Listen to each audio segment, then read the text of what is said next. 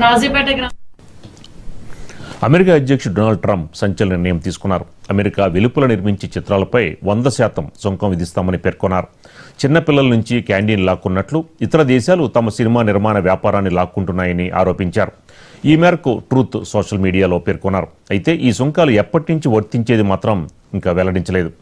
America వెలుపల నిర్మించే అన్ని సినిమాలపై 100% సుంకం విధించబోతున్నామని, మా సినిమా నిర్మాణ వ్యాపారాన్ని ఇతర దేశాలు దొంగిలించాయని, పిల్లాడి నుంచి మిఠాయిని దొంగిలించినట్లు మా వద్ద నుంచి లాక్కున్నాయని, ముఖ్యంగా కాలిఫోర్నియాకు ఉన్న బలహీన అసమర్థత గవర్నర్ వల్ల ఈ పరిస్థితి తలెత్తిందని, దీర్ఘకాలికంగా ఉన్న ఈ సమస్యను 100% సుంకాలు విధించడం ద్వారా పరిష్కరించి అమెరికాని మరోసారి అగ్రస్థానంలో నిలుపుతాను అని ట్రంప్ ట్రూత్ సోషల్ ఖాతాలో పేర్కొన్నారు.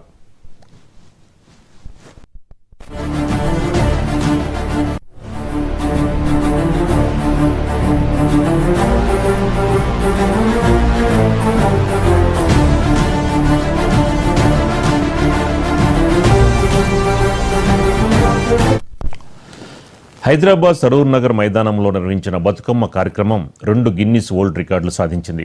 అతిపెద్ద జానపద నృత్యంగా, అతిపెద్ద బతుకమ్మగా రికార్డు సృష్టించింది.